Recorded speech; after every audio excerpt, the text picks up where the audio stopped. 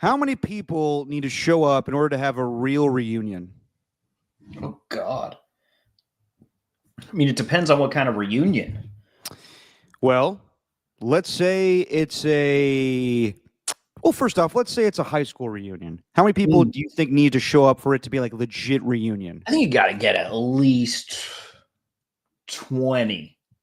But it also depends on the size of your class, right? Yeah. I I mean, guess for me, it would be like I think 20 would have to be like a respectable number if you want to actually call it a reunion. Otherwise, it's just like a get together with high school friends that's masquerading as a reunion. Exactly. Okay, then let me ask you this. Hmm. How many people need to show up for a championship team reunion for it to be legitimate? Half. It's got to be half. Okay. Look, I love the Warriors. Organization is very well run. Last night's 2015 10-year championship reunion, gotta say, awful. Yeah. Only 3 people showed up. Yeah. It was Festa Cecili, who basically works for the team in some regard. Well, he has to be there, yes. He has to be there. Mo Buckets, Mo Spates, who we all love. Not knocking the guys that showed up. And then Brandon Rush, which, if you remember Brandon Rush, good for you. But come on. And I didn't know when they announced this thing. But Derek, it was I'll tell you right now, I'm sorry to cut you off. Go for it. Not long ago.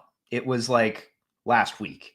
Last Tuesday, I think. Because I must have missed it while I was on vacation. I had no idea they were doing this thing until you actually mentioned it on Sunday show. Normally they put this stuff on like the Warriors PR Twitter, which is a pretty useful page. They didn't even put that there as far as I remember. Like it was just on like the Warriors account, not the Warriors PR one, which is the one that matters, but still it didn't feel like they really had any build up to it. No. There was just kind of a little post and it's like, all right, well, let's see who's there. Do you think they forgot, Derek? I don't think they forgot to like do like a reunion or anything or like a 2015 celebration, but I feel like they rushed it. It felt like, well, we might as well do this. Brandon rushed it. Exactly. They might as well do this right after Andre's jersey retirement because most of the guys showing up to that celebration will stay over. But none of them did. Andre Iguodala went to the ESPN golf thing. What is that called? You know better than me. The TGL, Tomorrow's Golf League. Yeah, and that's at SoFi, so he was in LA. Yeah. He owns the team too. Yeah. So, and I understand like a lot of guys are busy these days. Like I know Sean Livingston works with the Sacramento Kings organization. Leandro Barbosa does something. Andrew Bogut owns the Sydney Kings. And David Lee, I guess, just had a baby. But couldn't you do this at a better time where all these guys can show up? Like, I will give a lot of kudos to the San Francisco Giants. When they do reunions, it's pretty much everybody there, except for, of course, Tim Lincecum. But for the most part, everyone shows up. Like, even Bob Myers, who lives in the Bay Area, I don't know what his travel plans are for tomorrow's, ESPN Wednesday night, or today, I guess, Wednesday night basketball, whatever game he has to call. But shouldn't you pick a time and place when you know most of the 2015 team is going to show up? It just felt like they outthought it. They thought, well, you know what? Everybody will stay over a couple more days. Like the fact that Andre didn't even stay is bad. Like I gotta say, like it was a disaster. Like what are we doing? Yeah, that's not good. But this is from top to bottom. We've heard so much about Jimmy Butler and what he thinks of the organization and how it's a first-class organization. But something they haven't really had to do is celebrate a team like that. Yeah. So swing and a miss, but you know what? You're lucky because you got a few more chances to do it, to actually redeem yourself. Well, that's the thing. Should they try to do it again before the season ends? No. This one's come and gone. You're done with 2015. You got to move on to 2017. You know what, dude? Like, God, we'll never get that opportunity again to do the 10-year anniversary because, honestly, out of all of them, like Kevin Durant, that was a fun one to get redemption on the Cavaliers after they blew the 3-1 lead. But that's maybe when I think about it, like that's one of my favorite times, man. Like we were all starting out at 95-7 and Mhm. covering this team. We had no idea they would become like a championship team. That when I think of the Warriors, like that's what I think of is 2015. And to not get a proper reunion and celebration of that, I think they dropped the ball big time. Yeah, yeah. I don't know what it should have been. I think at the very least you should have made it a Saturday game. I think that's what the Giants do so well is they always make it a weekend game, so Yeah. people actually have a chance to show up. Not on a Tuesday when you're facing the Hornets, who just capped off the worst streak of losing in NBA history by losing by what 45 one night, 52 the other, and then 36 to the Warriors. And my thing is, like, I know the Warriors wanted to do that because who wants to go watch the Hornets play? But, like, you're also the Warriors. Do you need to do that? Right. Like, you also could have done it for, like, a bigger deal, a bigger game, maybe coming up in a couple weeks when they play the Nuggets or the Bucks, just to add to it. Like, man, yeah, you may lose. You may lose and you do that celebration at halftime or after the game. But who cares? You're the Warriors. Why do you feel like you need to, like, well, no one's going to show up for the Hornets game? Yes, they will. It's one of Jimmy Butler's first home games. It's a second home game, but I I hated it. I hated the whole thing last night. I thought it was terrible. It couldn't have been a better game to do it. Like, you're not playing Yeah. New Orleans at home. They beat New Orleans in the first round. Then in the second round, they beat the Grizzlies. Do you have the Grizzlies at home? Do you have the Rockets at home at some point here? Let me go down the list of the schedule. No. Oh, you do have Houston. I mean, you could have done it on like Sunday on April 6th when it's a nationally televised game. Yeah, that would have been perfect because they beat the Houston Rockets in the Western Conference Finals that year. Yeah. I mean, you can't. You're not playing the Cavs for the rest of the season, so or at least at home for the rest of the season. So the next best thing would be Houston. They should have done that. They should have waited because the fact that no one showed up is just an indicator that they did this off. They pulled this off last second. How could you not have the Finals MVP there, or at least know that the Finals MVP has a previous engagement? Yeah, I mean that thing. Like, I'm sorry. Like the Warriors usually handle everything pretty well. This was handled poorly. I'm sorry. Like Yep. it was just bad, and I'm really disappointed. Maybe they should have even done it like all in one day. Done it at halftime for Andre's thing, and then had Iguodala's retirement ceremony like they did at the end. I know you want to make it solely about Andre, but really that retirement, that jersey retirement, to me felt like you're celebrating not just Iguodala and what he did, but you're kind of celebrating that dynasty, and it's just the start of the celebration. Like you said, it's the celebration of Steph Curry. So they dropped the ball on this one, dropped it bad. Dropped this big old basketball and went in for the dunk. It went off the back iron and it just went all the way to half court. Like that's where we're at with that. Yeah, it was whatever analogy you want to throw at it, Stephen. Mm-hmm. And then not to mention, it's like, all right, you got your 2015 team, and now we're going to give you Yuri Collins, Pat Spencer, and Kevin Knox because we are absolutely crushing the Hornets. Yeah, let's talk about the current Warriors, and I hope they find a better way to honor the next teams. But they will. Not very well done by the Warriors for the first of many championship celebrations. Eric, before we get to that, I got something that I just this text just happened on just came across my phone watch, my iWatch, my Apple Watch, whatever. You would know. You own the device. I'm in a dilemma, Derek. I got a dilemma here. Well, can I just say real quick, just your opinion, man, Stephen Langford, Derek Papa. Okay, go ahead. So my brother just reached out and Ian, he asked, he's not listening. So he's asking me something completely off topic. Good. He asked me, do you want to play softball with us? Oh, me? No, not you. Oh, me. Oh. And I haven't been out there since that fateful day where I was going for a fly ball, didn't really dive, but more so just fell in a run and broke my shoulder and really changed my entire life. Yeah, really changed your entire life? Yes, Derek. How's that? Well, I just I still remain not active like I was even before softball, so not much has changed there. But since then, I've gotten married, moved into a new place. Some good things have happened really since. So changed your life for the better. Yeah, in a weird way, because I was actually focused on my life. But now we're back to it.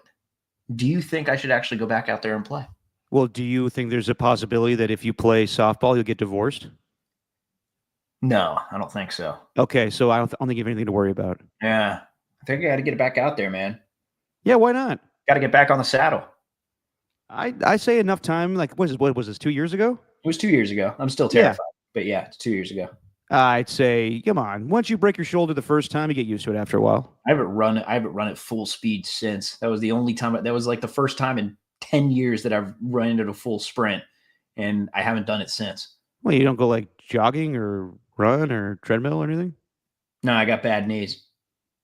Okay, fair enough. Hey, man, I would say go for it because that was on my agenda that you gave me last year as I should join a slow pitch softball league. And I don't think I'm going to do that. Right. But I say go for it, man. Oh. All right. All right. I'm going to do it, Derek. I'm going to do it. I think you should. And we'll go over. Have you done any homework, Steven? Could you come up with 2 new things that I should do this off season? Well, I got like one more that may or may not be the same as the other ones, but I got okay. one Maybe more. all right. Maybe I'll give you more time on that one. Well, I had one, but I can't really think of another. Okay. Well, maybe That's we'll wait not a till Sunday. joke. That's not a joke. I can think of a joke one easily. Like, I don't know, become an electrician. You know, What? make that a side gig. Well, why would I? That's something I need to do the whole off season. I start like making house calls to people. I don't know. It's a good gig, man. Builds character. I guess I could learn how to do it, but like you're giving me like these like I need to like become like an electrician or a guy that lays cement. Maybe These are not good ideas. I just need pastimes. I need passions for the pastime. There you go, Walter. Landscaping for a little money, huh? How about that? Be a good neighbor. I don't know if I want to do all that. Oh, well, I got nothing for you then, Derek.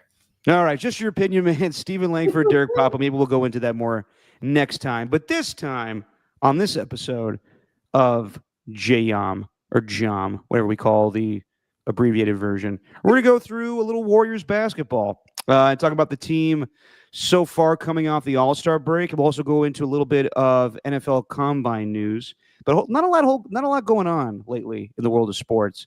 So we'll break those down, and we'll do a bigger show on Sunday where we'll do our second annual Jammies. Oh, yeah, people. It's coming back.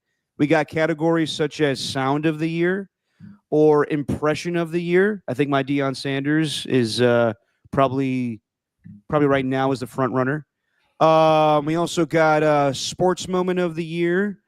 We'll look at all the other categories. We'll probably put I'll probably tweet them all out for everybody to decide what they would make the winner. But then we got Opiner of the Year. And last year, our guy Ernie Chavez won that award. So we'll see if he takes that throne once again or someone takes that award away from him. So tune in on Sunday at 11 a.m. when we do the second annual Jammies. And what are you laughing about? Just the idea of like the reigning, defending Jammy Award winner. And AJ Cruz, it's hella late for the 2024 awards. That may be your opinion, man, but we treat it like the Oscars, bro. We do it like 2 months after the new year. Yeah, dude, the Oscars are on this Sunday, and they're doing a 2024 awards. Yeah. And I say our award show is a bigger deal. Take that, much AJ bigger. Cruz. Much bigger. We got Jimmy Kimmel hosting. Yeah. The Oscars didn't get him this year. They got Conan instead. I think that's an upgrade, honestly. It is. I'm a big Conan guy. Can't wait for that. Mm-hmm. By the way, I was texting you this. I'm not getting my hopes up just yet, but we're doing this giveaway at KMBR for the Dirty Work show, where we're giving away tickets for a Big Lebowski screening. And Jeff Bridges will be in attendance. He's going to do a Q&A. It's on 420 at the Mosaic. And we put in a request for Jeff Bridges to appear on Dirty Work. If it doesn't work out with his schedule, you best believe I will do it myself, record the interview, and play it on here. Either way, I'm going to play it on this show because If anyone's going to appreciate it, it's going to be you and I because we named this damn podcast after a quote from The Big Lebowski. Correct. So Jeff fingers Bridges. crossed. Jeff Bridges. Dude, a long time ago, I made a list of who I always wanted to interview on this podcast. Jeff Bridges is on the list. Really? I would have. Oh, yeah, because it makes sense. Then we named the podcast. Yeah. Yeah. No, true. I mean, it's a tall ask considering he's a very tall man and also very popular. He is. But I feel like if we told him the idea of the show and what it's based off of and the name, he'd be like, oh, I kind of appreciate that, man. Just talk about his like wardrobe, like when he was picking out The Big Lebowski. Apparently, like all that's him. Like the costume designer came to his house and they're like, "What are these?" He's like, "Oh, those are my jellies." Yeah. Didn't we should like create, if he is coming on, we should just pretend like all of our segments on our podcast are dedicated to like quotes from his movies. Like, you're out of your element. We'll call one "You're Out of Your Element." We'll call one "Never Fuck a Stranger in the Ass." What kind of segment would that be? I don't know, but I think he'll just appreciate that we quoted the movie. Oh God. Oh, it's inside. Excuse me. Geez, that came along quickly. Or maybe like with a pile of scraps, the pile of scraps segment. Tony Stark built it in a cave with a pile of scraps. Okay, so we're doing other movies that Jeff Bridges was in. Yeah. Not just Tony Stark built this in a cave with a pile of scraps. Exactly. And we just call it pile of scraps, where we just scrape up a pile of scraps of sports news that we didn't really touch on. How about and then we could do one from Tron, where he's like, I actually can't think of anything from Tron. I got to be honest. I haven't seen many Jeff Bridges movies. The best one is Big Lebowski, hands down. I mean, Big Lebowski's there, but True Grit, Crazy Horse. True Grit's good. Crazy Horse is good. King Kong's not really good, but it's good because of the nostalgia of it. Oh, the original? The original, like one of the originals. Yeah, what else is he in? He's in what's the movie with him and Robin Williams? The Fisher King. Fisher King's good. He's a kind of like a Howard Stern type radio host in that. Yep. I love. You ever seen? What is it? I think it's called. It's not Limitless. It's Fearless, where he survives a plane crash. Actually filmed in the Bay Area. It's really good. Really good movie. I haven't seen it. Yeah, really good. All right. Hell or High Water. Damn it. Yeah, Hell or High Water. He's good in that. All right, Steven. Let's get to some sports. Ooh. So, Warriors win last night. Have a 36-point win over the Hornets, Charlotte Hornets. And, I mean, last night, like, that's, they're beating up on a really bad team. And, you're cruising when your leading scorer is Buddy Hield with 16 points. And I don't think anybody played more than 25 minutes. Nope. I think Jimmy Butler had his lowest output as a Warrior so far. But they're 6-1 with him. Post All-Star break, they had 2 24-point wins over the Sacramento Kings and the Dallas Mavericks. Mavericks game was really impressive. They started that game struggling in the paint initially defensively, and then Steve Kerr called the timeout and then became more aggressive and started taking it to the hoop. And I just love the way they're playing right now, man. And I'm not afraid to admit that I was 100% wrong about this move. I initially, when I saw the alert that Jimmy Butler was getting traded, I was like, damn it. Because it felt like to me this was their last resort. It's what they really didn't want to do as far as Steph, Draymond, and Steve Kerr. It kind of felt that way when they acquired him that night after they lost to Utah. And immediately, Steph Curry talks about how he had all the drama in Miami. Even Steve Kerr, kind of like when he's asked about it, he's like, I don't know who he is. And now they're all into it. So if they're all into it and they're winning, then I need to be into it. And I am into it because I think it's the best move they could do. I think that Jimmy Butler complements every player around him, where Kevin Durant would be more of the focal point. And we'll talk about him later as he talked to Draymond Green on his podcast. But yeah, man, I have no complaints. I think they're playing fantastic right now. Who can have any? The thing I didn't get, I guess, with the analysis when he was coming over here, I could hear the argument that he's not going to fit with Draymond, or he may not be in basketball shape because he hasn't played that much. Anything that was like solely focused on him, I wasn't going to take the attitude stuff, like whatever. He had a bad relationship with Pat Riley. The thing I didn't understand, I guess, when he did come over was the idea that everyone was so just downtrodden after they traded Andrew Wiggins. Like the idea that Andrew Wiggins is the guy they wanted to keep. It's like they'd rather ride it out this season with the younger players and including Andrew Wiggins in that. Like Jimmy Butler is just a much better player, and the way that they talk about him, man. Like I'm glad they finally got Gary Payton II to the podium yesterday, because what he said was just I don't think I've heard him talk like this about a teammate before. What's the chemistry like now with Big vibes, big coffee vibes, candle vibes, just good vibes. Like Erica Badu, Lauryn Hill, Jill Scott type of vibes. It's good. Golden vibes. Nice. It's like I heard that this morning.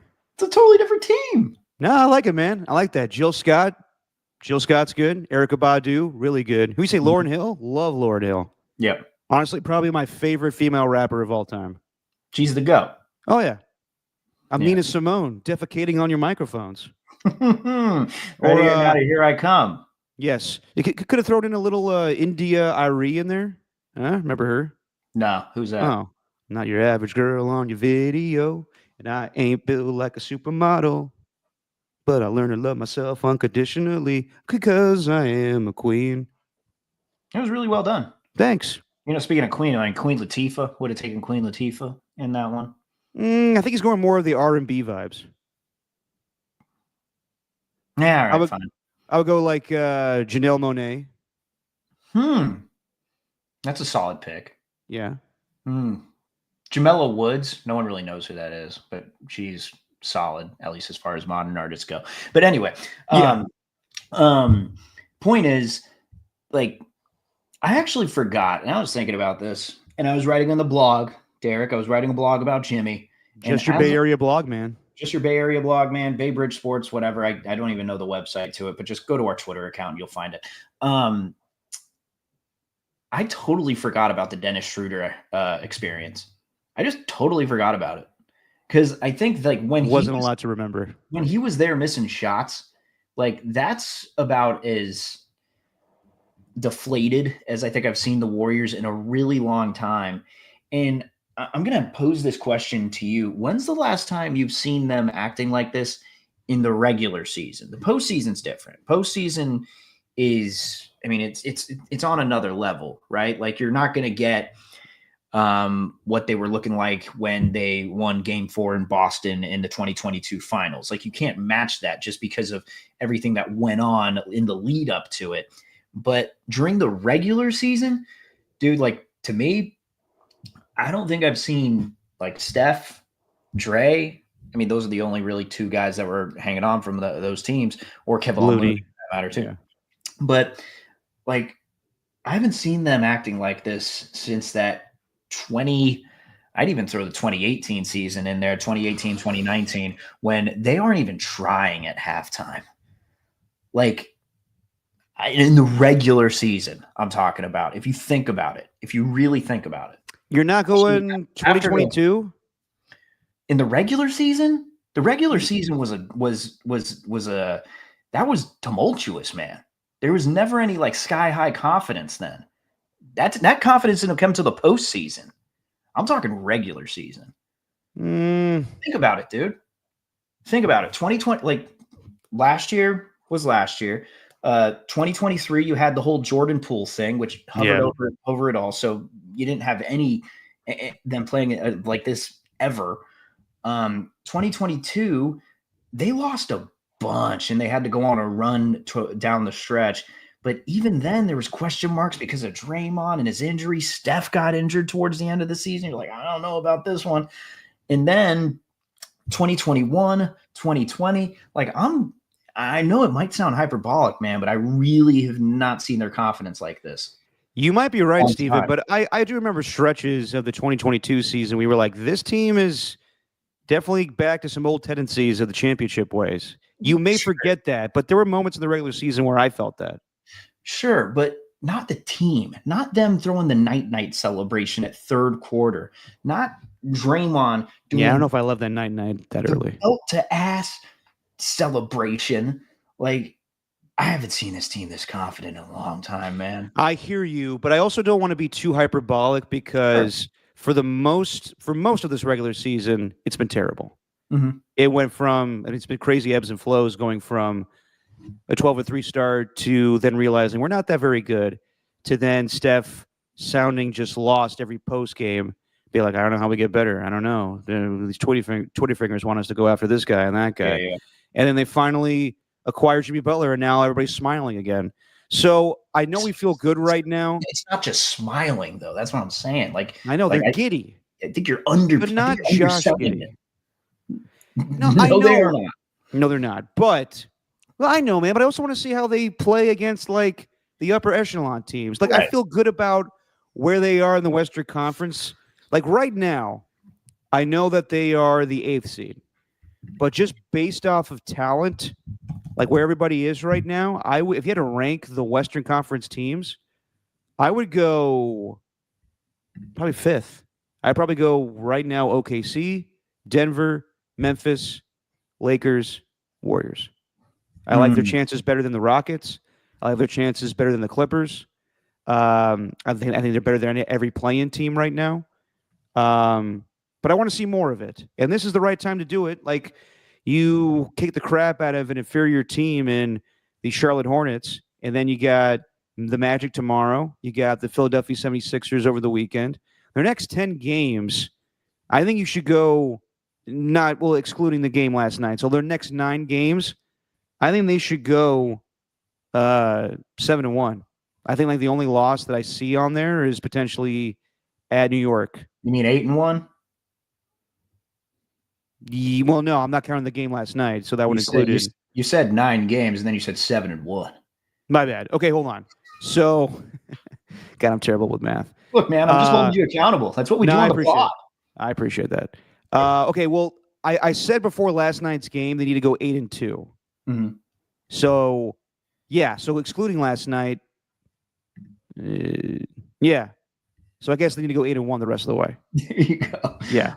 Well, it took me long enough to get there. They're very winnable games, though, and the question is, with that I was talking about, just this heightened sense of, oh my God, like we could actually do something this year. Can they ride that attitude all the way to the end of the regular season? Because we are getting caught up in it right now. You got Anthony Slater going on 95.7 saying they're the favorites to get the 6th seed. They might even be the favorites to get the 6th seed just based on the strength of schedule. I would say so. Which you can agree with, but that's still like you got to have a lot of things go right. The Timberwolves are kind of getting hot right now. But you know what? Having the 3-1 series, a season series against them is helpful. Right. But like I said, man, like with the road trip, I said on the last pod, with the road trip coming up, if they manage to get by these 5 games, and I don't want to say they're going to blow out every team. And I think they've won, dude, by an average of like, at least prior to last night. So the average is actually going to be higher. I think they're in their wins. They've averaged like beating the other team over 20. Like that's been the margin of defeat on average, which is insane. I'm not expecting them to sustain that, but if they manage to take care of business on the road, then I think you should be feeling all right if you're the 7th or 8th seed, not the 9th or the 10th. You don't want that. You do want home court advantage, but if you prove that you can win on the road, this isn't like those previous teams where it's like, oh, they've won a ton at Chase Center, but they're just a different team when they're outside of San Francisco. Like, I'd be fine if they finished 8th or even 7th, but 6 is the ultimate goal. Oh, no question. I'm just saying, like, I feel pretty good about this team being able to win anywhere if they manage to get by this road trip, even with the lack of, teams over 500, like because the Knicks are the only team over 500, and even then, the Knicks are kind of declining right now, and people are starting to lose face as to whether they could be a championship team too. Yeah. I mean, right now, I would say yes. I expect them to get out of the play-in. I expect them to be the 6th seed, maybe even the 5th seed. I Wow. don't think that they can catch the Lakers. I think just losing 3 times to them is too much. And the Lakers are playing good right now. Like that win last night from the Lakers, I hate rooting for the Lakers, but that helped out the Warriors a lot because they moved up over the Dallas Mavericks. So, and I think right now, just the two-way combination, the pick and roll style of LeBron James and Luka, that's going to be effective. Even though they don't have much rebounding around them right now, they're going to be explosive offensively with those two guys. But you know what? I like their chances. If it's a 4-5 matchup with the Lakers right now, I would take that. I like the Warriors' chances. I also like right now, I would not want them being in the play-in because most likely they would have to either face OKC or the Nuggets. And I would say confidently, the only team I can certainly say that they would probably lose to in a seven-game series is probably the Nuggets. I think that they could put up a fight against the Thunder. Maybe they lose to them just because they're a better team right now, and they're younger and they're scrappier. They've been pretty good against the Thunder this year, although the Thunder haven't had Holmgren. So exactly, I'll say that. But they've at least been competitive against the Thunder. And they have. I mean, this is what I'll say. I think that any team they play in the playoffs, they'll be a pain in the ass. They're not going to get swept by anybody. I think that they will put up a fight in a series given the championship and playoff DNA of a Steph Curry, Draymond Green, and Jimmy Butler. They'll cause a team to go to 6 games, 7 games. Yeah. I like them. If they were going to be the 6th seed and they play Memphis, kind of like them to win that series. So, yeah, dude, if I had to rank it right now, like I said before, they're probably the 5th best team in the West. And that's how crazy it's changed from a couple of months ago where we were like, God, this team sucks. And maybe they just do nothing at the deadline, and maybe they just pack it in and they figure everything out in the offseason. To then acquiring Jimmy Butler, and I'll say, I think I've said this before probably on the podcast, it's probably the better move than getting Kevin Durant. Because I think even Kevin said it today when he was on Draymond's podcast, he would acquire quite the haul, even though I guess the trade that was on the table was just KD goes to the Warriors, Jimmy Butler goes to the Phoenix Suns, and Andrew Wiggins goes to Miami. And if that's all it took, then yeah, maybe you're down for that. But also, you change your play style so much with Kevin Durant, and they changed their offensive, play style right now with Jimmy Butler. It's not as many threes. They're moving the ball. They're settling more for mid-range jumpers and points in the paint as opposed to like a 3-point barrage. And if you got Kevin Durant, it probably would still stay the same it was prior to the trade deadline. They probably improve as a team. Yeah. But the focus of the offense goes through Kevin Durant again. And it's easier when just Jimmy Butler's playing off of Steph Curry or Draymond Green or Brandon Pajemski or Moses Moody. That's my biggest thing is I know Steve Kerr said it last night that he wants Jonathan Kuminga to study Jimmy Butler and learn from him. And he wasn't really taking a shot at Jonathan Kuminga, but also at the same time, he was kind of just like, he's got to be smart. He's got to come back and not shoot contested jumpers. He's got to move the ball. He's got to, he is a very physically talented player, but he lacks the instincts of a smart player. And Thomas said that for a while now. I agree. I think that Jonathan Kuminga has all the talent in the world, but he hasn't really put his mind to being a great basketball player. So that's going to be the key is when Kuminga's healthy and he comes back, you can't get out of the way, be a part of it if you're going to help. But if you're going to do the same shit you did before, I'll gladly have Moses Moody play the 4 still. Well, see, that's kind of where I find it an interesting conversation around Kuminga. Because from everything we've heard, it's been it's year 4. So yeah, from everything we've heard, he obviously knows he's more athletic than everybody. He's not just working on a mid-range jumper. I think what you say is he lacks the instincts. I think Jimmy has instincts that can't be taught. I think Kuminga can watch as much film as possible, but when you're putting it into practice out on the court, I don't know. I mean, kind of the same way that I forgot about Dennis Schroeder. The only time I remember Jonathan Kuminga is actually around is because Well, he's brought up on this podcast, and you hear Steve Kerr talk about it, and you might get a little practice update. Like, I haven't really missed Jonathan Kuminga too much. I haven't either. Do I think he's going to be that much better with Jimmy Butler on the team? I don't know. I'm at this point, I'm more worried. Like, is it going to take away from Moody?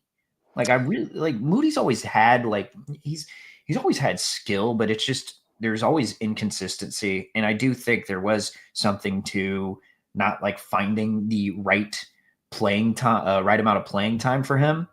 But like, I wonder, like, we're always talking about how Steve Kerr has stunted the development of a guy like Kuminga and Moody. Well, look what happened now when you get an actual forward playing on the team who knows what he's doing, and you give Moody someone there to back up, and who can also be in the starting lineup if he wants to. Sorry, go ahead. I just don't know what the conversation should be around Kuminga. If this team's not giving him a contract extension, and we've talked all this time about how they're not going to build around him in the future, he's not that type of player, then why are we so hell-bent on trying to fit him back in this offense? I don't think we should be. I think that Steve Kerr's playing it the right way, where most likely he's going to come off the bench. And I think that's the way it should be. And I think that, if I'm being completely honest, I think it's kind of redundant to have Jonathan Kuminga on this basketball team right now, especially in the starting lineup, because Jimmy Butler is a better version of him. Right. And I just don't want him to get in the way. He needs to move the ball. He needs to be a smart basketball player. I think, honestly, like, the thing the Warriors need more of right now, as opposed to Jonathan Kuminga, is a 3-point wing defending, like, shooter. Like, that's what they need more than just another Jimmy Butler. Yeah. So I hope he comes back and he's willing to accept his role as a guy coming off the bench, and to be that guy, to basically be Jimmy Butler in the non-Jimmy Butler minutes, where he's going to go to the rack and get rebounds and dish it out. But if he's going to expect to be the superstar like he was before, I don't know how it works. And I wouldn't put it off the table that this is pretty much his audition as well, to see what happens, and maybe you can move him in the offseason. But all the indications are that Joe Lacob loves him, and they're going to give him a contract extension. It's just, I need to see how it fits with Jimmy Butler. I mean, I know Draymond Green last night said we don't have to change that much. It's the same offense. No, that's different. It is different. Well, So I'm also willing to, like, concede that I could be totally wrong on this, but like I think that, like, what I'm envisioning for Kuminga, the best way that he can help this team right now is not necessarily like where you're fitting him in the regular season, whether he's like, he fills a specific something that they need in the rotation. Like, what I see him being, like, what I see him best suited as for this team is a guy who's great to have in the playoffs, just in case one of their other wing guys is having an off night. And then you bring in Kuminga, who's energized, and it's like, all right, I'm getting my playoff chances. And then he comes back and helps them win a couple of games. Like, that's kind of what I'm envisioning right now. The same thing he did during the postseason in 2022, where it's like, you need someone who can, I don't know, like, say the Grizzlies, for example, you're back against them. Like, if he has to guard Ja Morant for the entire length of the court, like, he did that with the Grizzlies, and he came in and brought a ton of energy and was a pretty critical part of that series. But I don't see him being anything more than that. I just think we're just talking about it because it's something to talk about. yeah, I'm with you, because people love talking about Jonathan Kuminga and people take sides. It's, I could be he's totally right. wrong, though. I could be totally wrong. No, I don't think you're wrong at all, because we don't know what we don't know what it looks like. It just feels like they're very similar players. I don't know how it's going to work, and they're playing a certain brand of basketball that Jonathan Kuminga has never been really able to grasp. Like, it's been like, how many times have we heard Steve Kerr have, like, the talking moment to the media where it's like, Jonathan needs to do this, Jonathan needs to do that. Like, it feels like yesterday where he was basically calling him out, saying, like, he needs to be smarter shooting the basketball instead of just shooting these contested shots. And then he, laid into Brandon Podziemski, because I think he likes Brandon Podziemski a lot more than Jonathan Kuminga. And, dude, Podziemski's just, I mean, how many of those, like, floaters is he, like, landing right now? Like, his game looks amazing. I love the way Moody's playing. There's a way to incorporate Jonathan Kuminga. It just needs to be smart, and it can't be at the expense of winning right now. So Correct. Exactly. we'll see what happens. At the expense of these other guys' minutes too. And then there's Quentin Post, who is taking advantage of every minute that he's getting. Guy Santos, like, you're not in a place where you have to give Guy Santos a ton of minutes. I am totally fine with him getting like 8 or 9 a game, where he just comes in at the end of quarters and is just he's scrappy, man. Yeah, he is. He's just running all over the floor. And you saw that a little bit in like the Olympics and like the World Cup of basketball and whatever when he played for Brazil. So you knew he had it there, but it's just I think each player, it's the classic cliche. It's all a puzzle. It's all a puzzle, and all the pieces seem to fit. And it almost seems like there's like a full puzzle. You got the one piece, Jonathan Kuminga, that's just left stranded, and you're like, where do I put this thing? Are you a big puzzle guy? I wish I was. Really? Yeah, man.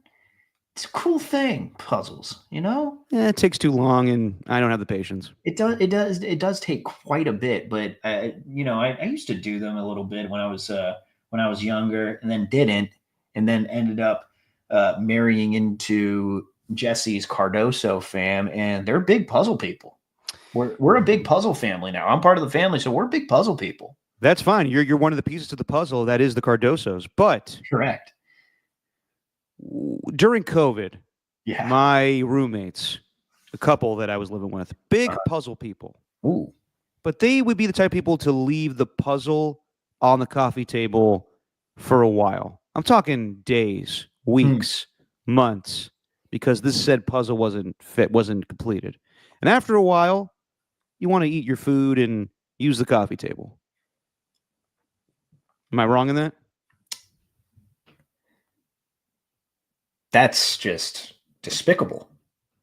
By them? By them.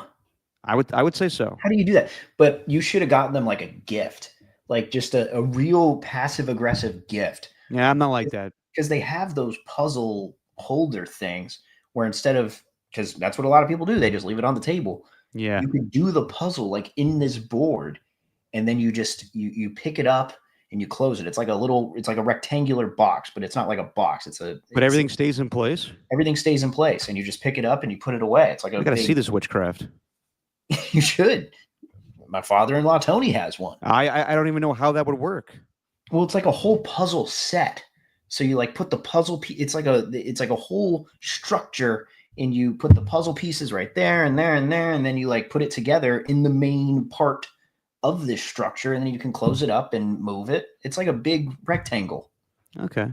Yeah. I'd rather tell them about this thing and expect them to buy it than buy it for them. Yeah, that probably would have worked better. I mean, it was pretty expensive from what I gathered.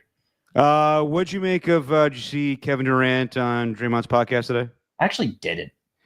Basically, he gave the reason of why he didn't want to go back to the Warriors, and it was just he didn't want to leave a team during the regular season. Like, and he also acknowledged that it takes a lot to trade for him, so he didn't want to gut the team or leave the Warriors in a bad spot where it's just him coming or leave the Phoenix Suns in a bad spot. But I will say, I know it was different circumstances because he wanted to leave Brooklyn. He didn't give a shit about that. 2 years ago, he got traded during the trade deadline to go to Phoenix, and that gutted the Phoenix Suns at the time. They had to get rid of Mikal Bridges, and I forget who else at that point in time, but he just wanted to get out of there. So, like, I think it was a mix. I think he also acknowledged the narrative that would have gone with it. I think he just wants to see things out with the Phoenix Suns because he wanted to go there. He, wanted to play with Monty Williams, and he wanted to play with Devin Booker. And they made some changes. They traded away DeAndre Ayton and Chris Paul, but it's not panning out. It's not going well. They've gone through now. Who was it last year? Who was the head coach? It was Frank Vogel. And then now they're going to Mike Budenholzer. Both guys that have won championships, and it's not changing for whatever reason. And I saw it during All-Star Weekend. Malika Andrews asked Kevin Durant why he didn't want to go back to Golden State, and his answer was, not that I don't want to go. I didn't want to go to Golden State. I don't want to go to anywhere. I wanted to stick it out with the Phoenix Suns. That doesn't mean I'm opposed to going to a new team eventually. And you see Brian Windhorst today be like, this is definitely set up for a divorce between the Phoenix Suns and Kevin Durant this offseason. So I don't know what it would take to trade for him this offseason.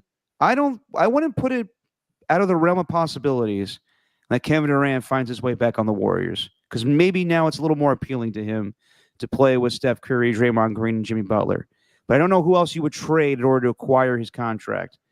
And I don't know where else you want to go. Like at this Derek, point in his career. Derek, if the reports are true, sorry to interrupt, but if the reports are true that they tried to get both LeBron and KD so that they could recreate Team USA before the trade deadline, then I think they'll find whatever pieces they need just to trade for Kevin Durant. Yeah, I know. Like it would take draft picks, but also like what salaries could you move? Derek, I think it would take stuff that we can't even fathom, compensation that we don't even know.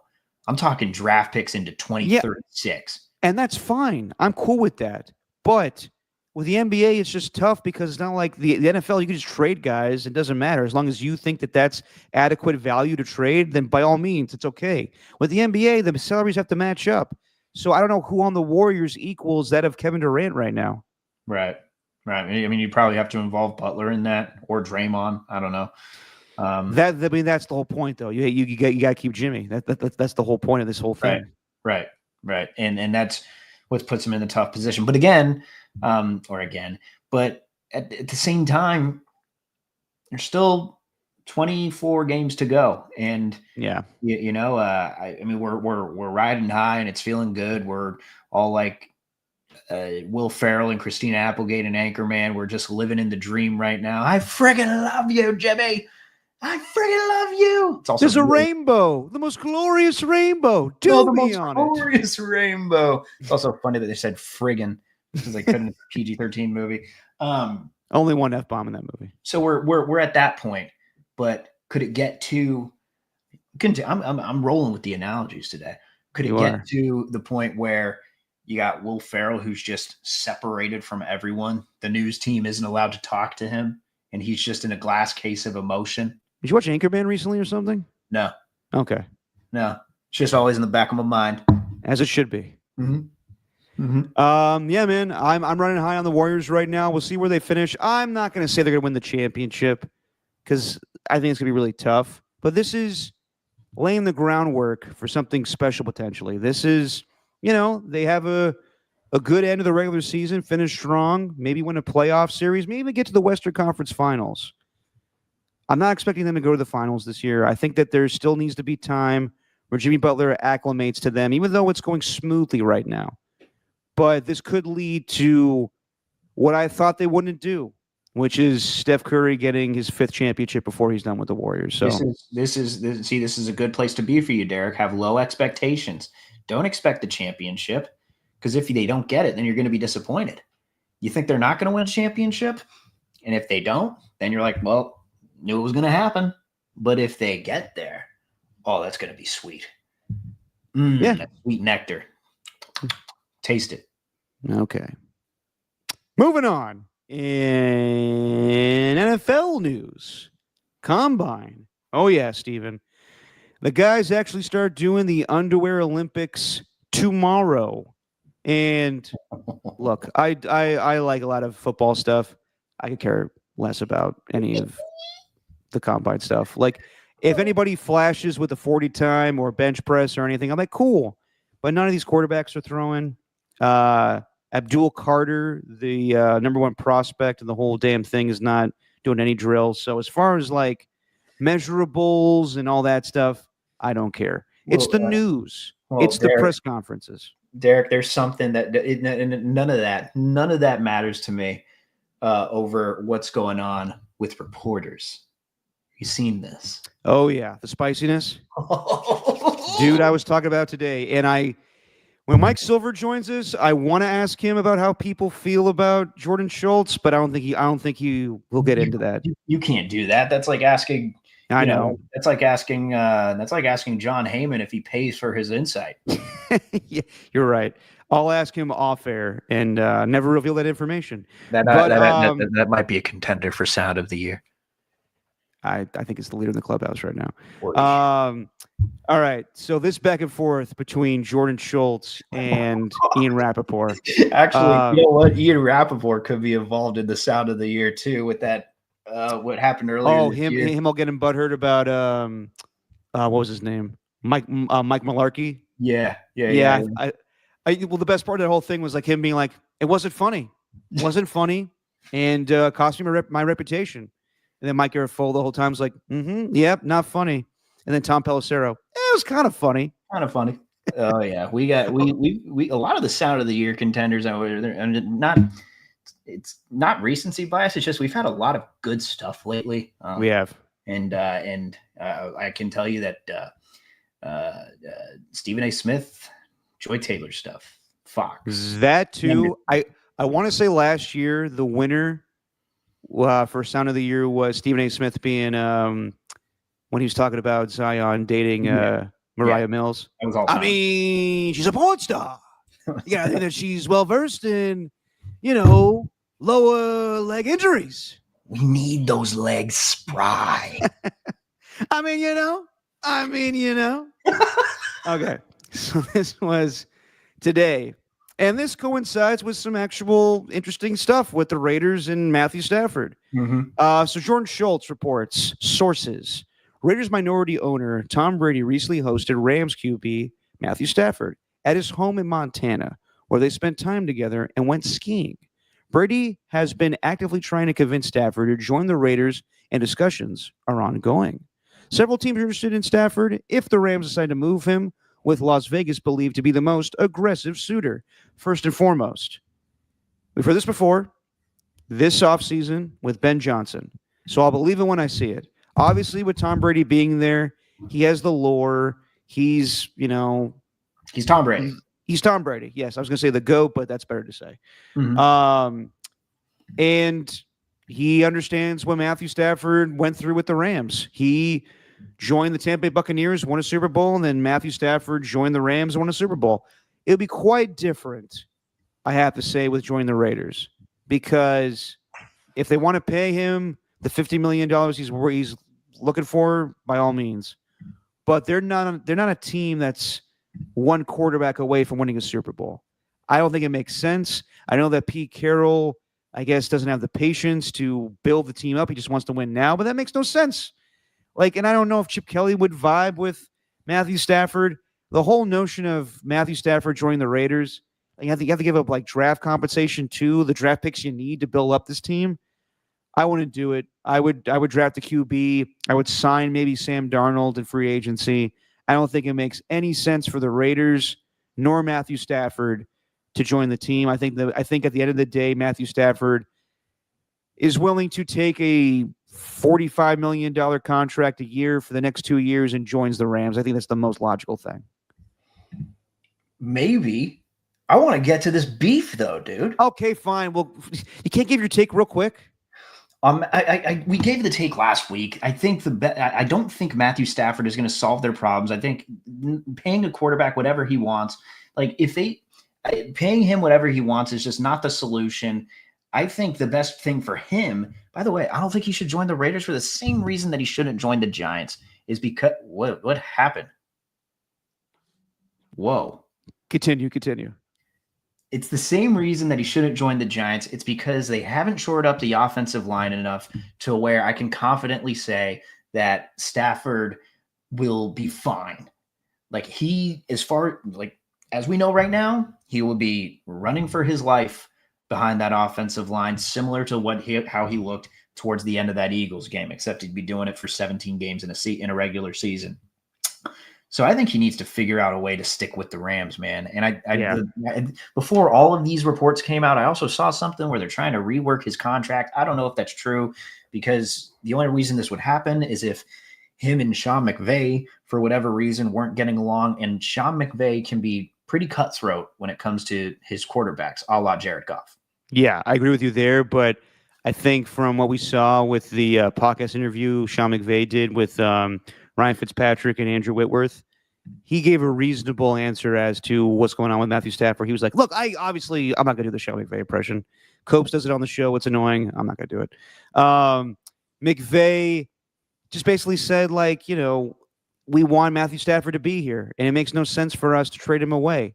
However, we definitely have a budget for our future, and we don't want to go over that. So we're trying to make something work. I think they will at the end of the day. I think that they will increase his pay. He'll probably make something around 45 million, and I think that's enough to make everybody happy. But the reason my eyes got big was because our guy John Curley sent me the latest development between Jordan Schultz and Ian Rappaport. I'll save that for last. I did not know that happened. Okay, so we read you the report with Jordan Schultz as it pertains to Tom Brady reportedly inviting him into his home in Montana. I'm going to assume Bozeman, Montana, where there's a lot of skiing.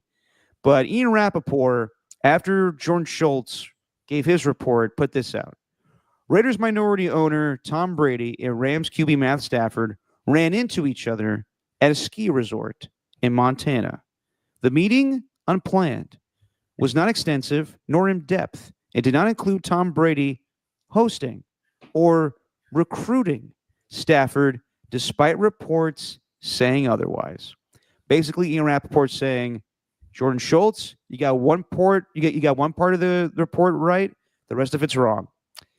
Shortly after that, Jordan Schultz tweets out, if you really think Tom Brady and Matthew Stafford just happened to run into each other at a ski resort in Montana, of all places, at the exact same time, I got a bridge to sell you.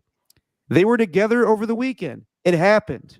Multiple teams are interested in Stafford, and Brady has been leading the charge to get him to the Raiders if the Rams decide to trade him. And I'm trying to find the follow-ups after that. Let's see here. So many things. And then Tom Pelissero backs up his buddy, Ian Rappaport, saying, reach for comment about an internet rumor. Internet rumor. Not even report. Internet rumor that Tom Brady hosted Matthew Stafford on a recruiting visit in Montana. Brady's longtime agent, Don Yee, told me, I know that reporters sometimes make mistakes in their haste, but this story's inaccurate. And then follows up with Ian Rappaport saying, Tom Brady and Matthew Stafford, like many other high-profile people, both own houses in the same ski community. Basically, what I've thought for a long time, nobody in the NFL reporting community respects Jordan Schultz. I'm not 100% sure how this guy got his start. I respect the hustle. I remember him more as a basketball guy, but he's made connections.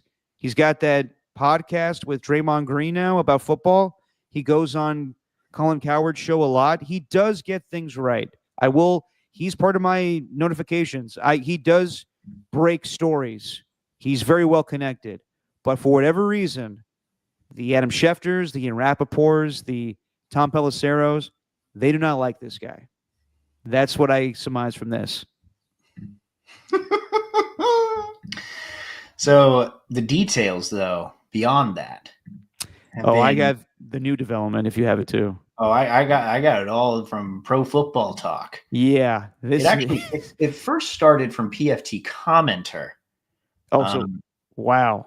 So he said that there was a big-time media confrontation between two NFL newsbreakers and that it happened at a Starbucks and NFL security had to step in. And then Mike Florio decides to add on the Pro Football Talk, Schultz is the son of former Starbucks CEO Howard Schultz. So that's an intriguing coincidence. Okay. Really random. They're told Rappaport was talking to an agent. Schultz approached Rappaport and said, we need to talk. How do we have all these details? And Rappaport replied, we don't need to talk, according to my sources. Schultz then made accusations about Rappaport, and Rappaport regards the accusations as unfounded.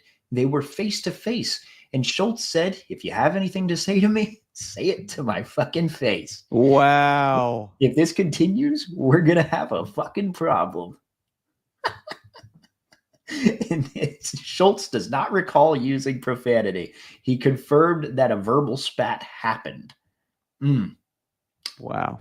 Yeah. And NFL security, the incident was reported to them. It's taken statements from multiple witnesses. And then Rappaport declined to comment on the situation. Schultz told Pro Football Talk via text message, "It was really isn't anything too much. Ian and I had a verbal confrontation. It lasted a little over a minute. Multiple agents and reporters were nearby. Rappaport was the one who called security shortly after, but it never escalated further." Oh my god, dude! We missed out with Pat Mahomes and John Rocker having their fight. Oh, yeah. I want to see this. Oh, what, the Pat Mahomes Sr. stuff? Yeah, Pat Mahomes Sr. Oh, my God. It turned out the whole thing was staged and actually never going to take place. Really? Apparently, their whole beef on Bourbon Street was staged. No. Supposedly, yeah. Who said that? I heard that from somebody. Oh, that ruins it. Yeah, I know. Yeah, dude, the one thing I've always been curious about is NFL insider beef, because you hear stories about Adam Schefter being shady and paying off guys with gift baskets and stuff. I've heard some stories about Ian Rappaport trying to basically bury other insiders, saying horrible things. I won't go into that one. Yeah. But yeah. This is insane. You're territorial, man. You got to have an ego to do it, because it does take a lot of guts to do what they do, because you are playing with people's lives here if you get something wrong. Like, well, that's why Rappaport was so butthurt about the Mike Mularkey thing. Correct. I get, but the guy also lost his job. Pat H said all we need is Jay Glazer in on this beef. I don't think any insider wants to mess with Jay Glazer. Dude, out of all of them, Jay Glazer is the only guy that does MMA, and he'll fuck you up. Yes. Yeah, he holds like sessions. MMA sessions, dude. Dude, I tried going to his gym behind the Pink Taco in West Hollywood. They wouldn't let me in. Why not? You're bald. Yeah, I know. I honestly could have said I was his son. Isn't all bald people welcome? No, Steven. I was snooping around in the back, and they were like, well, this is a private gym. And I'm like, can I just check it out? And they're like, absolutely not. You need to be invited. Wow. Yeah. Wow. I mean, you should have just stood outside and just talked to cool people. Also, it does feel kind of ridiculous to assume that Brady would be naive enough to meet with a quarterback in a popular ski resort in Montana when everyone knows what they look like. Like, that's that's the reason I didn't believe the report. I'm like, why would they do that in public? Like, you could tamper, just meet privately. You're two of the most popular, not two of the most popular figures, but most people know who Matt Stafford is. Tom Brady is one of the most recognizable human beings on this planet. He would not do it in a public setting. Yeah, but it's a tampering when the Rams allow him to talk to other teams. It is. It is. But there's rules with that, though, isn't there? Well, if they grant you permission to talk to other teams, I don't see how that's tampering. Right. Yeah, I guess it's a whole weird dynamic. The thing with Brady is so confusing. I guess the bottom line is that Brady didn't wine and dine Matthew Stafford. Right.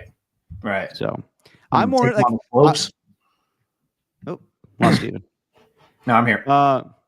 I mean, yeah, they probably, they probably saw each other and talked a little bit. Like, it is a little interesting that both of them showed up at the same time, kind of like how we were led to believe that Sean McVay and Andrew Whitworth and Matthew Stafford all just happened to be at Cabo at the same time, and Kyle Shanahan. Right. But he was left out of the whole get together. Yeah.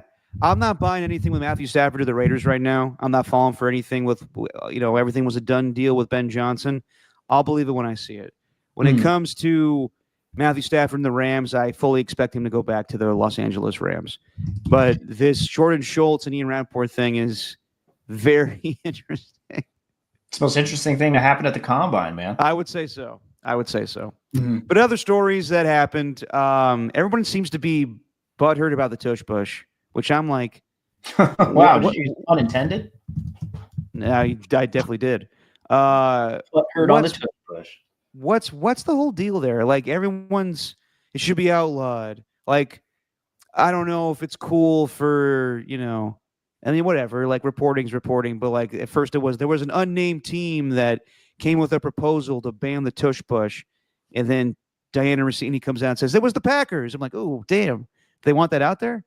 And then some coaches were just honest. I think Sean McDermott's not a fan of it. I think Raheem Morris is definitely not a fan of it. And then Nick Sirianni's like, I find this insulting. You guys don't think that we actually, design this and, practice it? My whole thing with the tush push is it is kind of annoying. But if you can't stop it, then too fucking bad. And for years, I thought it was just it's plain, it results in a first down or a touchdown. But I want to see more trickery with it. I want to see more play action fakes. But yeah, if you can't stop it, find a way to stop bitching. Right. Come up with better ways to have your defense penetrate. But yeah, they found a play that's going to work 98% of the time. And sorry, you just got to fucking deal with it. They found a loophole, man. They found a loophole, and it's they found an edge that no other team could find. And I think that's really in part what's going to be what defined that Eagles team that won the Super Bowl. I really think we're gonna look back on it, because I don't think you're gonna ban it. I don't think enough owners are gonna vote on this. I don't think they're gonna do it. And I think we're really going to look back and think, man, the Eagles were really ahead of the curve. How about, instead of complaining, you figure out a loophole so you can give your own team the advantage, or even find a way to duplicate what they're doing? Because a lot of teams have tried the tush push and it hasn't worked as well as it has. I think it's 92%, Derek, because that's what they call the old New Heights podcast. Yeah, I know. I fucked that up. 92 percenters. Mm-hmm. So yeah, I don't think the tush push is going away. Nah. What did you think of though? I guess we're going to start this year. We're going to start getting electronic signals for first downs. No, the chain game will be there as a backup, but all it takes is Josh Allen getting screwed in an AFC Championship game. That's how we change the rules all the time. They're going to have electronic ways to mark if someone actually crossed the plane or across the first down. Yeah. Yeah. Well, see, if you have what's basically AI taking your drive-through Taco Bell order, I'm not okay with that. I need human interaction in that scenario. Is that what's happening now? I don't know if you've seen that, Derek, but it's happening, man. AI is taking over Taco Bell drive-thrus. You have to actually speak to a computer, and it can be very frustrating. I can imagine. And we can talk about that a little later, but point being, I can't have that, right? Yeah. I can have that in the NFL. I'm down with that. If it's accurate, I'm all in. I think you and I agree that we don't need Gene Steratore using an index card to measure a first down. Nope. No, it's better to just use electronics to signal that this actually took place. We just don't need a whole bunch of people guessing in the booth. Well, I think it's a first down. I don't think it's a first down. And then have that entire conversation potentially drive what's talked about with the game. I think sometimes we get so caught up in that. God, the whole Josh Allen, was it a first down? Was it not a first down thing? Was just so annoying. Yeah, it was. But I understood the gripe that people had, because it's close and inconclusive, but it's not the reason they lost the game. There were other opportunities to be had. And we're also we're never going to be satisfied, but I'm cool with it. I'm all good with it. And God, I just one time I said thank you to the Taco Bell drive-through AI machine. I bet you felt stupid. Yeah, they're an AI bot. I still think if it starts with Taco Bell, it's going to go to all the other fast food places. It is, and I think the drive-through people listen, so you can hear. I'd actually love to do that. Just sit there listening to people try to speak their way through a drive-through AI machine.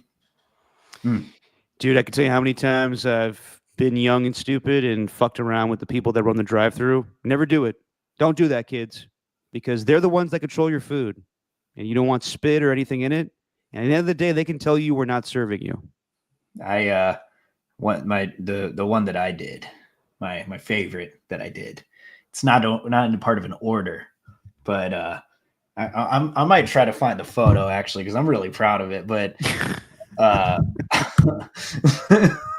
but I was a senior in high school, and I saw the trend, and I went along with it.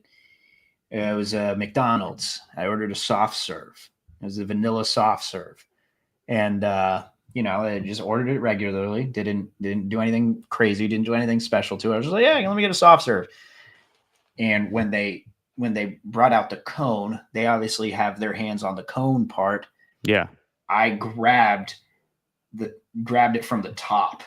I just grabbed the entire ice cream and just took it back into the car. That was all the rage back then? That was a trend, but the reaction was priceless from the drive-through. Well, yeah, like for you, like you ruined your fucking ice cream cone. Joke's on you. Yeah, well, whatever. It's a joke's on me, but I got an awesome pick out of it. That's the whole point. All right, you show me the picture, and I'll let you know if it was worth it. All right, I'm gonna find it. Okay. While you're looking for that, got it. All right, hang on. Here we go. It's better be worth it, Steven. Oh, it's worth it. Oh, I've seen this before. Yeah. You're not even making eye contact with the lady. Oh, I did. I was like looking forward though at the same time. They just caught me when I was looking forward, but yeah. All right. I mean, that's not a bad picture, I will say. Peak. I peaked in life. I got married, but I peaked in life in that moment. Didn't we all peak in high school? What'd you think of John Lynch speaking to the media today? I mean, oh God, it's my mic's on, right? Yeah, you're good. The thing with John Lynch at these things, what we've learned is that he's so good at talking his way through all of these press conferences. Like he can make it seem as if there's no drama at all with the team. And whenever he does these things, I'm kind of like, all right, well, fine. Like, I mean, you're going to honor Debo's contract or Debo's request. Cool. Contract negotiations have started with Brock Purdy. That we want him to be a 49er for a long time. That seemed to be the quote that was getting shared, though I thought it was more interesting how he said there's no guarantees in this thing, but we're still going to try and get a deal done. And I don't think that's an ultimate, oh my God, they're not going to sign him. But I do think that's an interesting little thing that he said. The Dre Greenlaw stuff. Well, we want Dre Greenlaw here, and we're going to do everything we can to sign him. Like, I don't know, man. Every time John Lynch is at the podium, I just know you're going to get like a little bit of a word salad. He's going to be very eloquent. He's really good at it. Yep. You're going to have your hopes up that everything's going to be all right, when in reality, there's a lot to come this offseason. Though, I only saw his press conference. I didn't see like any one-on-one interviews on NFL Network or with other reporters. So I didn't see that either. But no, I mean, if there was any, like I remember like Matt Barrows tweeting out like a warning. 49ers fans, I'm just telling you, we're not going to give them the hard-hitting questions because we're waiting to do that for our own interviews. Thank you very much. Yeah, and I totally get that. But I would say that he said nothing. He said absolutely nothing today. It was nothing. It was the same stuff. Like, basically, he just acknowledged that Deebo Samuel wants a trade, and we're going to accommodate that. But he also kind of said, like, I haven't heard anything, or I haven't been offered anything that would make me want to make that deal right now. So my guess is Deebo Samuel gets released because there's a certain date where they owe him $22 million, and they're not going to do that. So I can't see any team wanting to take his contract. I don't think any team would be desperate enough to trade for Deebo Samuel at this point. I think that maybe if you offer a 5th-round pick and he's willing to restructure his contract, then maybe that goes down. But if Deebo's going to be like, nope, just cut me and let me go pick my team, then I see that being the most, the situation that makes the most sense for both parties. Even though like the Niners will kind of feel like they missed out on an opportunity to get more draft compensation for him. But yeah, I mean, same old thing with Brock Purdy. I think that eventually gets done, but it's the same thing he says every year with Nick Bosa or Brandon Ayuk or Deebo Samuel. we're gonna, not gonna talk openly about negotiations, but we're almost there, and we'll see what happens. The Drake Greenlaw thing, I feel fairly confident they're gonna sign him back. Because I don't think he's gonna have many options out there. I think that any team is going to have the same hesitancy to sign him long term because of his injury. So I would say if the Niners are willing to give him a 1-year deal, I think most teams are going to give him a 1-year deal. Maybe they have to bump it up to 2 years. But I feel fairly confident about Dre Greenlaw. I think Talanoa Hufanga is gone. I think Javarius Ward's gone. But yeah, I mean, besides that, he says that he expects McCaffrey to participate for the most part in OTAs. We'll see when he's healthy again for 100%, and they'll be very cautious with him. But yeah, didn't say anything different. Bring me back to the Greenlaw point. Basically, that with my point is that I would expect that the market for Dre Greenlaw, I don't think is going to be as big as people expect it to be. I think that given his injury, with missing pretty much most of last year, and only being healthy for 1 game for the most part, that I think the Niners, I would be surprised if them or any team is willing to give him a 2-year deal. I think that most teams are just going to say, we like you, we think you're really good, but we have to see it for more than, just 1 game. So I think most teams will offer him a 1-year deal. Yeah, and I really I kind of side with the idea that he does not want to play next to Fred Warner anymore. Or at least wants a strong word. Actually, that's I think that's actually a bad way of putting it. I do side with the notion that he probably has a desire to go somewhere else to forge his own path as a number 1 linebacker. Like, he's got to be looking at Azeez Al-Shaair, for example, and saying like, man, it's a number 1 backer on a playoff team. Like, I'm cool with this, but like we talk so much about how Dre Greenlaw should have deserved a Pro Bowl nod, or maybe even a second team All-Pro. Like, he was that good in certain seasons. But I do think that he's kind of been living in Warner's shadow. And so I agree with that idea that he'd just want to go somewhere else. Like, the 49ers may be able to offer him and match whatever other teams want to offer him. But man, I wouldn't be surprised if he looks at his former teammates and says, man, and I think other teams would absolutely use that as a way to get him in. They'd be like, look, man, you're going to be the number 1 guy. Like, yeah, you're a really good linebacker, and you're going to get the shine that you deserve if you come here. 49ers have treated you well, but I think teams can really use that to their advantage to lure him to their organization. I mean, we'll see about that. I think Matt Barrows basically told that to me and Copes, that he expects that Drake Greenlaw wants to run his own ship, his own shop, as he put it.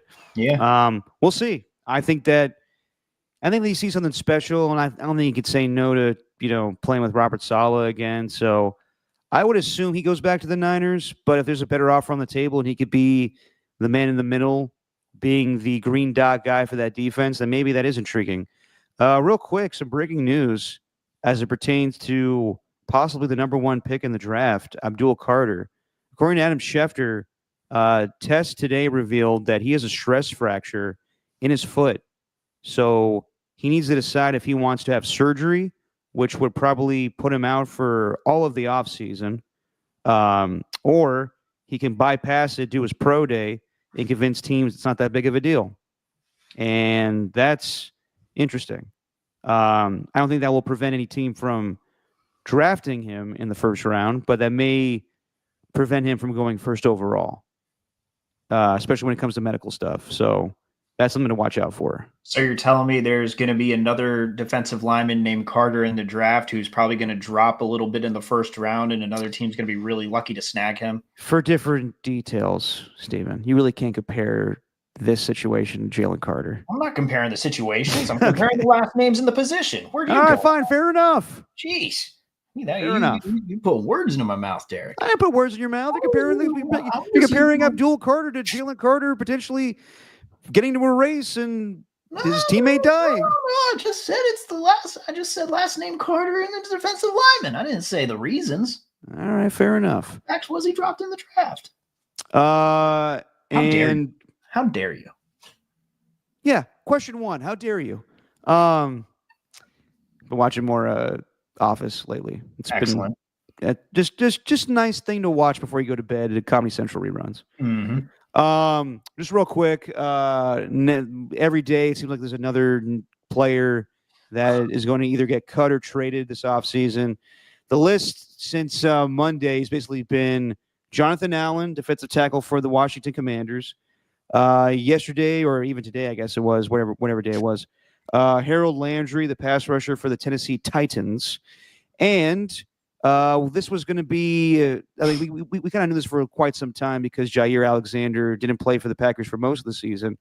The Packers will move off of Jair Alexander. So interesting guys that could potentially be cut or traded. But I think a lot of Niner fans saw Jonathan Allen and were like, that's an interesting name. That's like, we need a defensive tackle. And I would say yes, he would definitely cost you less than that of a Myles Garrett, obviously. He's in the last year of his contract. He doesn't have any more guaranteed money, and he's due $15 million. So if you can get him for like a 5th, 6th, 7th even, I would do that. But also I would say that this upcoming draft is defensive tackle heavy. So if they don't get the guy from Michigan, his name is escaping me at the moment. Mason Graham. There's also the guy from Ole Miss. Forget his name. But there's plenty of defensive tackles that the Niners could look at. If they want to go younger, if they want a veteran, I would just say they don't need to go after Jonathan Allen if they don't want to. I think that, if anything, look for a pass rusher in free agency, but there'll be plenty of guys for the defensive tackle market. But if you want a veteran, Jonathan Allen's a good spot. I wrote a blog about this, and I posted it to our little blog. Nice. I think they absolutely need to be on the trade with Jonathan Allen. Okay. Like, you could stack up.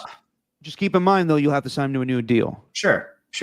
But, I mean, you're not going to be paying him. I don't think he's going to be making $20 million a year. I don't think you're going to be paying him like Javon Hargrave money. You know, I think that's why people would be a little hesitant, and they think it's like the same situation. You know, it's like, oh, you're getting him off. I mean, you're not even getting him like when he is injured. You're getting him off a torn pec. Also, like, I don't know, the Hargrave thing. I know he kind of struggled his first couple of years and didn't live up to his contract, but I do feel like it's kind of early to cut him just after a second season. It's the money and the injury.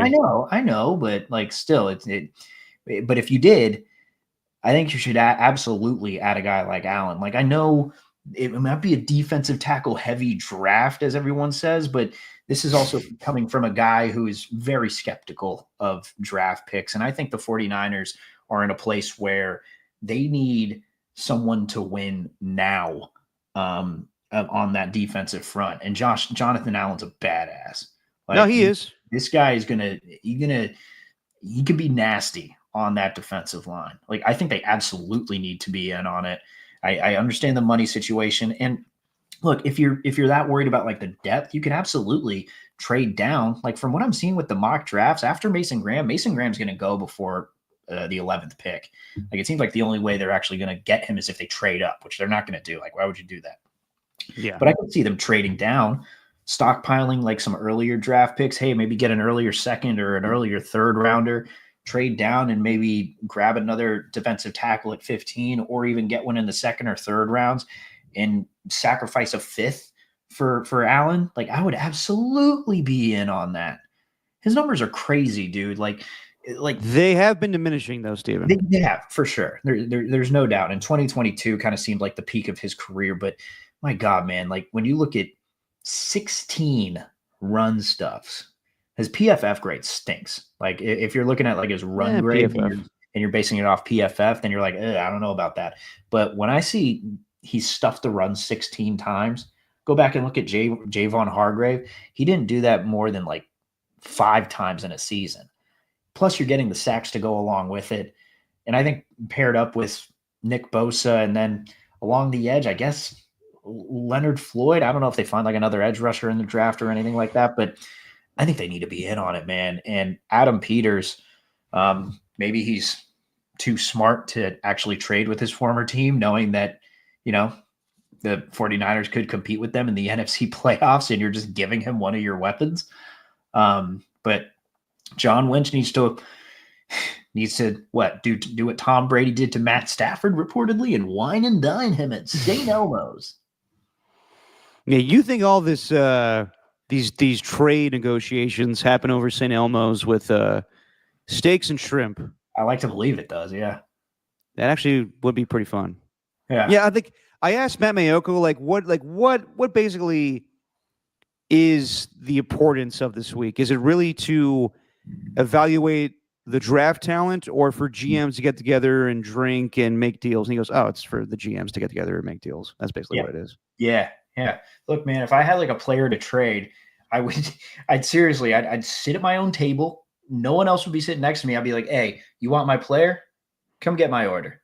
And you have to get it perfect. You have to get it right. Like, I'm not talking like you have to get the most expensive steak. You have to get like my perfect one. You have to get the right sides, the accoutrement. I'm not just talking draft compensation. What type of steak you getting me? You getting me a tomahawk? What if I don't like a tomahawk? What if I'm more inclined to get the filet mignon? Couldn't you just say what you want and then the guy picks up the tab? Well, no, there's no fun in that. So they have to guess what's a great steak order and you have to like that? They have to guess what my favorite one is. Yeah. This is about me. Yeah. I think all of the NFL trades are determined this way, Stephen. They should be. And I've always wanted to do a tomahawk steak. They're very expensive. I know. I want to do that. I never had Wagyu beef either. Oh, Wagyu, little A5? Yeah. I haven't either. Always wanted to, though. I just had a $10 pork loin roast from a Safeway. How about that? Hey, yeah, it's not bad. Get meat where you get it, man. Yeah. Have you looked at the menu at St. Elmo's? Have you been there? Never been. Always wanted to go. Full disclosure, the Gregs, my dad and Greg Silver are on their way to the Combine as we speak. They're doing a red eye. They're going to do the show for the next 2 days at the Combine. I wonder how Greg Silver is going to love that. My dad the whole time was just be like, all right, take over, Greg. I'm going to watch these drills for a little while. And he's like just tap dancing by himself. The digital team did not want to accompany them to Indianapolis. They asked me if I wanted to go. And I was like, I always want to go to the Combine. That would have been sweet. But then, like, what am I going to do? Like, just sit by myself and do the show, like, down the line through, the stream and everything with Copes? I don't think that's going to work out. I don't know. You find access into wherever you can and just try to, show off. That may be the plan for next year, Stephen. I may convince Copes and everybody to go to Indianapolis for the Combine next year, but Copes is definitely not a Combine guy. Yeah, I've heard a Surprised by that one? Well, no, but like, who is a real Combine guy, though? Be a cool event. I mean, I would love to go earlier in the week. Like, I would have gone Monday, Tuesday, today, but I don't care about the drills. I don't. I rather watch that shit on the weekend and just like have it on the background. Yeah. I do like the photos of all the 40 times when they capture like their face in still motion. It's great. Yeah.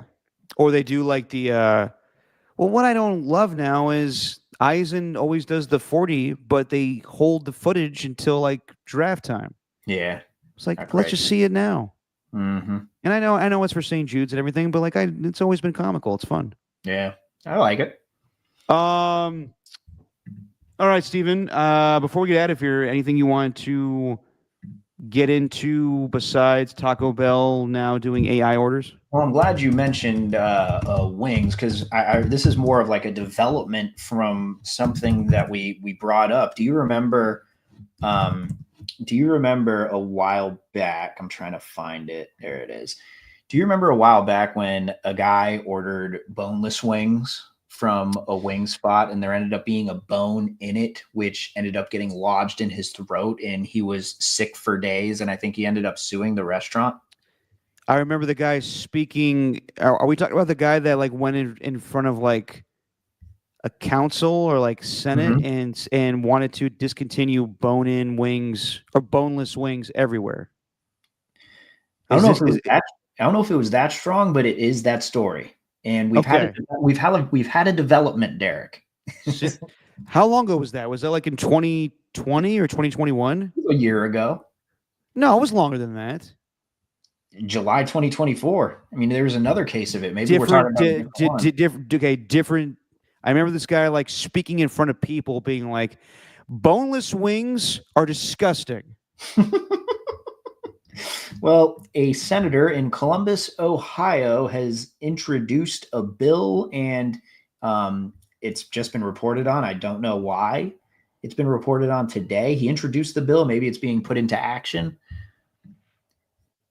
The Senate Bill 38, which would set statewide standards in lawsuits regarding an injury caused by food, dubbed the Boneless Wing Bill. The Mm. legislation would mandate that juries determine the liability of a restaurant or food supplier by deciding whether the injured person had a quote reasonable expectation that the food did not contain a substance that is injurious to human health. Hmm. How about that? So if you get injured by food, then you can sue them by way of the Boneless Wings Act. I've always wondered that with like a swordfish or like a pineapple hurting people. Well, What, pineapple like can't really hurt you. what like you what, you think the person has a chance to sue Big Pineapple? Well, if it's I like to think that the industry's Big Pineapple. yeah, that's what or big swordfish. Mhm. Not the Halle Berry movie, although that's a good scene. Oh, Um, John Travolta. yes. And this is so random, though. I just love that it's called the Boneless Wings Act. Well, you know, you got to be careful when you eat. I kind of put the onus on people eating the food a little bit. Yeah, I do too. I do too. And it Be turns out adults. it's just, dude. The funny part is this this senator or whatever said that the ruling made Ohio the laughing stock of the nation when they said a company doesn't have the or a company isn't negligent, or if a company is negligent, the judge can determine it. Like, what? That does not make them the laughing stock. The fact that there's a Boneless Wings Act makes them a laughing stock. That is something. Also, so wait, are they trying to basically support that? Like more wings should have be boneless? no, I just think that they have finally have a specific rule in place just in case there's like a food related injury. Well, I'm sorry that some dumbasses can't, you know, have problems swallowing bones, but don't ruin it for the rest of us. Like boneless wings are awful. I agree. And if you have boneless wings, then you know what? If a bone's in there, you're like, well, it happens. But there was that guy who was really pissed off that it's not in the name. Like, if it's boneless, it shouldn't have a bone in it. I don't know. Whatever. Have you also seen? I know we don't talk politics or whatever, but the thing that really, I mean, we do sometimes. It made me laugh. It's not funny, but like all the Doge stuff that's happening, you know, with Elon Musk, you know, using a chainsaw, we're going to cut the government, you know, that kind of thing. I haven't been paying attention. Well, the leader of Doge, they've been sending emails, Derek, to a lot of federal workers. They're firing a lot of federal employees. That's what they're considering slashing the budget. That's what Doge is apparently doing. The lead associate, I can't believe it's a real story. The lead associate is some 19-year-old who's like a tech bro, and the staffer's nickname is Big Balls, effectively known as Big Balls, and he is reportedly the great-grandson of a former KGB agent. That's been the latest thing. Big Balls. Good old Big Balls. I like to think like when he walks into a room, just Big Balls by AC/DC starts playing. He's got big balls. It's just and he's wild. Got the biggest balls of them all. It's just, there's so many, like, you know, what I don't need to get into it, but it's just the idea that it's some 19-year-old who is, I think he's 19, who's like ruining people's lives just because he's going out there and basically interviewing these people, wondering what exactly it is you do here. This is a true. What would you say you do here? This is a true Office Space situation, Yeah, Derek, and I think a lot of them right now are taking the Peter route and just saying like, it's not Peter. it's not that I'm lazy. It's just that I don't care. Oh man, great movie. It's been a while. Big balls. Big balls, baby. Doing the work. So you got, Steven? That's all I got, man. Alrighty. It's gonna be it for tonight, guys. We'll be back on Sunday, and it'll be Oscar Sunday, which I feel like is kind of quicker this year. Because I always remember it being like the night before free agency. But alas, we'll have it this Sunday, and I can't wait. We'll do a little wins or wangs edition with the Oscars. Steven, I don't think we should do every category. We should probably do like the main ones, like Best Picture, Best Actor, Actress, Supporting Actor, Supporting Actress, Director, that stuff. And we'll see who comes away with the most right. And we'll lose or out to do the hot sauce. Sound good? Yeah. All right. We'll do that along with the second annual JYOMs. We'll hold that award ceremony this Sunday right before the Oscars. I know I've been teasing these roundtable discussions we're going to do with the Raiders and 49ers. I really should consult with the people that we want them involved with before I promote them. Eventually, we'll get to them. Evan and Tommy, our buddies, are busy for the time being, so we'll figure out a good date and time for us to do the Raider one with Spadoni and Alon, and we'll do one with Tommy and Evan for the 49ers, maybe after free agency. But we got big things coming up. As I said before, Mike Silver is going to join us on March 16th to go over NFL free agency, and we look forward to that. Next podcast, we'll, as I said, do the jammies. We'll go through anything new with the Warriors or any new developments news-wise with the NFL. And we'll do a little pop culture catch-up as I finally watched Better Man. Oh. And I'll give you my review of that on Sunday, along with, I think, the best show on television right now. Not even on television, streaming. I caught up with Severance. Amazing show. I think it's awesome. I've been watching Full Swing. Oh, on Netflix? The old golf show. All right, we'll get into that too. All right, everybody. We'll see you guys on Sunday. To Pat H, to Otis Bird is the word. To Rock a New Era, Ernie 2, to the Skills Report. To, we had already one here earlier, AJ Cruz. And we had Walter for a little bit of time. And I want to say Tacky showed up as well. I think that's everybody. All right, guys. We'll see you guys on Sunday. Steven, say what you always say. It is just our opinion, man. Whoa, that was good.